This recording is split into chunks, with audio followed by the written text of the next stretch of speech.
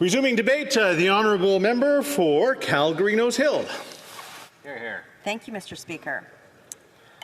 Okay, so, Mr. Speaker, some of my constituents have written to me and they've said, why is the Liberal government grinding the business of Parliament to a halt, right? They've seen reports of the Liberal government doing this.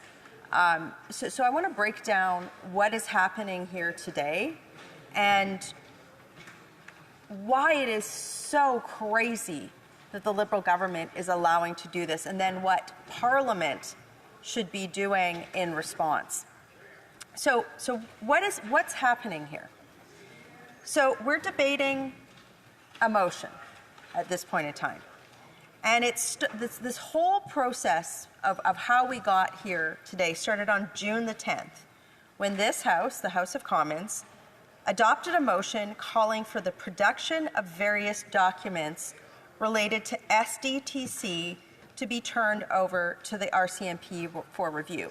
So for people who, might not be familiar with what this means, I will summarize it briefly for you and then give a little bit more information afterwards. So SDTC, Sustainable Development Canada, the Leader of the Opposition summarized the problem very succinctly in a question yesterday when he said, a top government executive took $400 million of other people's money and then gave it to their own companies.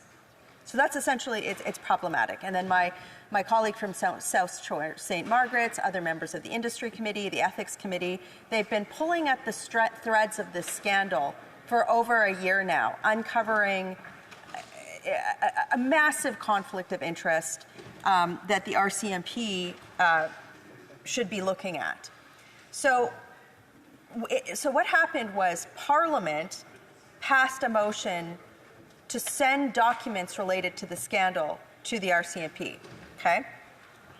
So Parliament passed this motion, so it's essentially law. It's saying that the documents that Parliament ordered should be sent to the RCMP, and Parliament is supreme.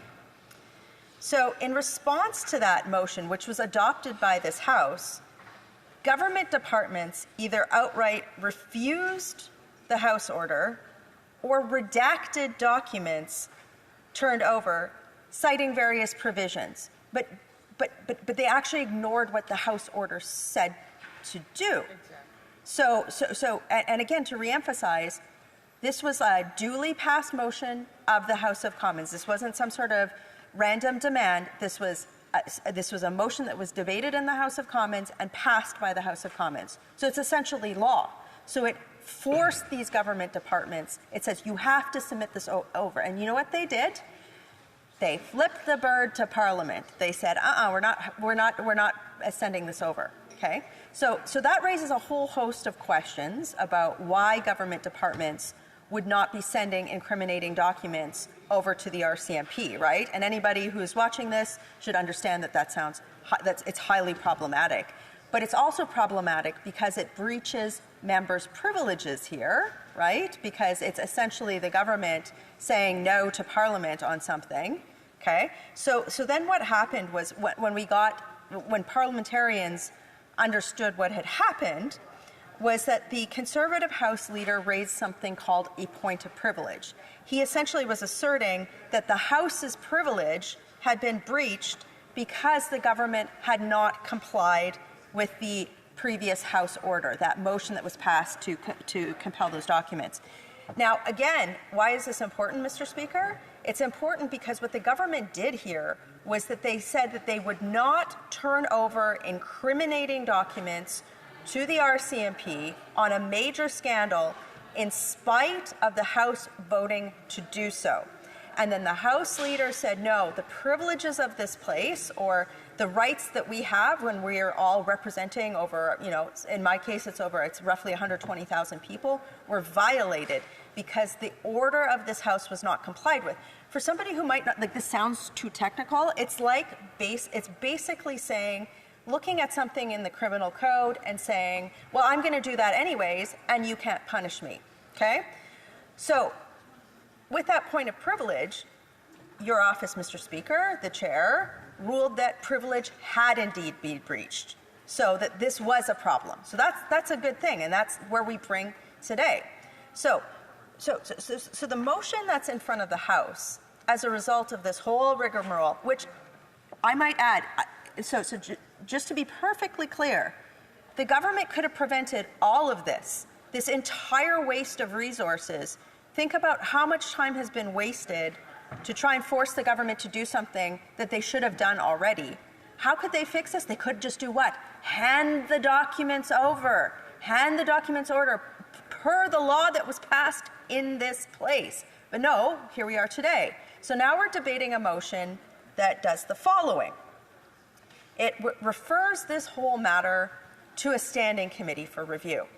So essentially what they're trying to do here is rag the puck on handing over incriminating documents that the House has already ordered them to turn over. Now, here's the other thing that is absolutely bananas, ludicrous to me, like completely bonkers crackers time, is that the government is trying to say that this is somehow a breach of Canadian charter rights. But other colleagues in this place have done a masterful job of explaining that Parliament is supreme. And by that, I mean that Parliament makes the laws in this place, right? We have legislative authority in this place. So if you want to back up, the reason why the House ostensibly, and I looked through the record to see some of the arguments that happened during that debate, the reason why the House had this production of documents order was because why? There's a big scandal going on, and we want transparency for our constituents, and we want the process that led to this scandal to be fixed. And we want to ensure that anybody who is involved in perpetrating the scandal faces consequences. Why? For several reasons. We have fiduciary responsibilities as legislators with tax dollars. This was a giant debacle waste of tax dollars, okay? And also when somebody breaks the rules or breaks the law, that should be examined. And then they should face consequences. But what the Liberal government is doing here is that they are preventing that process from happening. Why? Well, I think we all know why. Because something in that document probably points the finger directly back at the government ministers and also likely the Prime Minister's office. Now, where have we heard this movie before? I've seen this movie before, Mr. Speaker. I think Canadians have seen this movie before several times, okay? As other colleagues in this place have mentioned, this is not the first time this Liberal government has been found to violate the privilege of the House by withholding documents, okay? So, as has been mentioned, there was a huge scandal that happened in early 2021, wherein it came to light that two employees of a extremely, it's the level 4 biohazard lab in Winnipeg, that when I say this, it sounds so crazy, but it's true, that they were alleged to have and found to have had transferred samples of viruses back to China. So these two people were in a biohazard lab where some of the world's most deadly viruses like Ebola and Marburg were, and that they transferred samples of said viruses back to China. So the House ordered the production of documents around that issue. And again, in that situation, the government flipped the bird to Parliament and said, we're not handing those documents over, no way, no how. They actually went so far as to sue your office, Mr. Speaker. They actually sued the Speaker of the House of Commons to delay the transfer of these documents. Now, what ended up happening with these documents? Just to refresh anybody's memories, instead of handing the documents over, the Prime Minister called an early election in 2021, which wiped the table of Parliament at that point in time, right? So it bought him time. So the point being here, Speaker, is that this government has a pattern of completely dismissing the privileges that we hold in the House of Commons. over my time in Parliament, I have learned a lot of tough lessons. But there has been one guiding principle through all of that for me, and that is that my power comes from nowhere else other than the people who represent me, combined with the rules and sanctity of this place, particularly through privilege. So when my privilege as a parliamentarian is violated, so are all of the privilege of my constituents, right? So that is why it's so important for us to push on these issues. Because if we live in a world where the government can just willfully ignore the duly instructed outcomes of a legislative body, where all of us are duly elected, we all have responsibilities to our constituents. If they can just ignore us, then this is not a democracy, it's not a parliament, it's a what? It's a dictatorship. And we're not far from that in this point. It's not hyperbole to say that by the government delaying the will of Parliament, they are eroding democracy. They are weakening democracy. And I hear grumbles on the other side, but it has to be said. You either respect the rules of this place, respect the privileges of parliamentarians, respect the will of Parliament, okay, or we live in a state that is not a democracy. And again, this government has repeatedly done this, right? They have repeatedly refused the will of Parliament. And also, frankly, we've had people, unprecedented, never before, I think maybe over 100 years ago, people called to the bar of this place, Mr. Speaker, to be admonished for carrying out the will of this government to obfuscate the will of Parliament. Now, when I talk about my power and my privileges and where it comes from the people that represent me, or that I represent, and the rules of this place, I have to remind members of the governing party that don't hold a government position, so a position in the executive, that it is their role to also hold the government to account. It is also there, and I understand partisanship and I understand party whips, but there's a point in time in which people have to look up the food chain and have constructive dissent and say, no, this is not right. This is not the will of my constituents.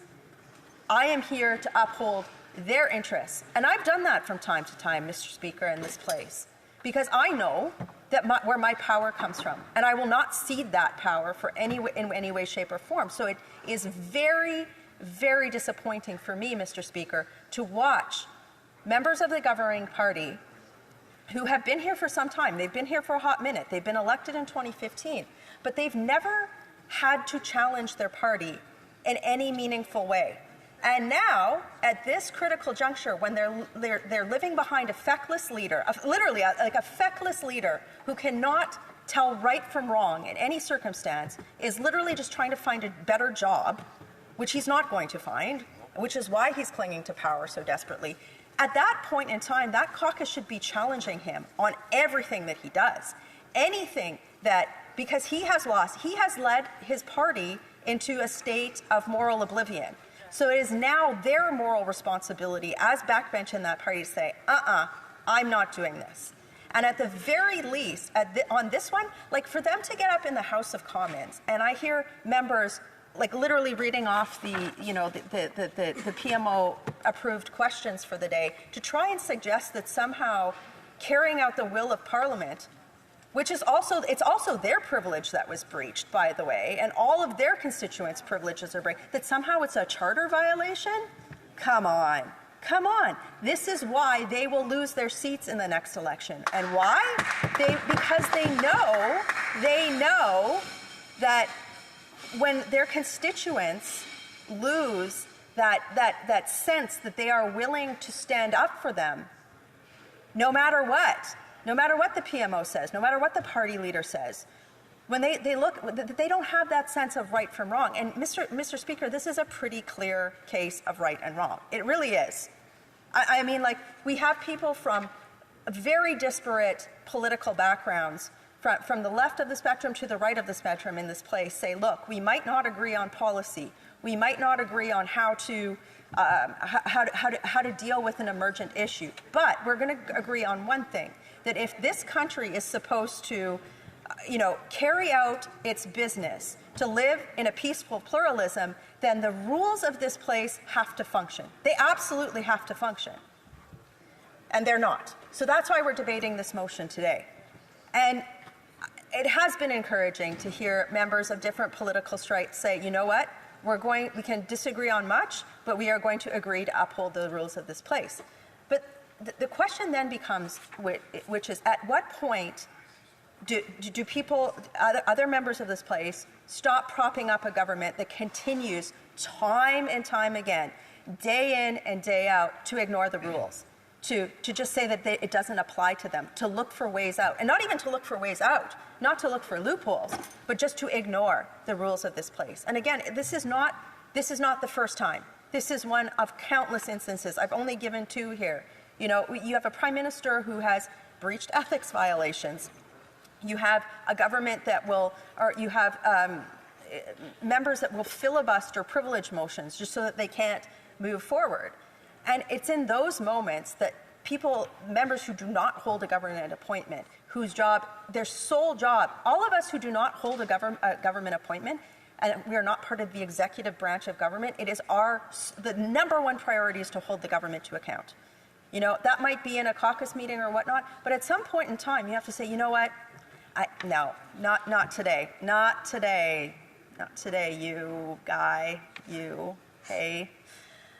And I'm hoping that there will be members of the Liberal backbench who at the very least will do one of 2 things. Abstain on this motion if they can't find the courage to vote for it, or at least not ask questions that have been repeated by the government House Leader. And it's disappointing to me.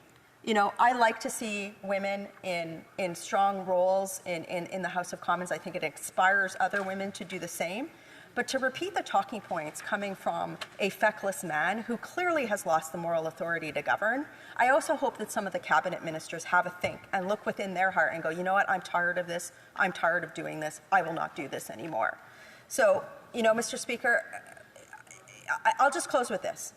I've given the why it's so important for us to vote in favor of this motion, but I also understand, as so many people in this place have said, because we are having to debate another instance of this government flagrantly dismissing the privileges of the people in this place, that we are not debating the business of making life more affordable for Canadians, making it more safe for Canadians to live within their homes, and trying to find homes for Canadians. Many do not have them. There was a report today, Mr. Speaker, that said that within 8 years, rent in Montreal for, I think it was a 2-bedroom apartment, will be close to $5,000. That will be the average rent in under a decade.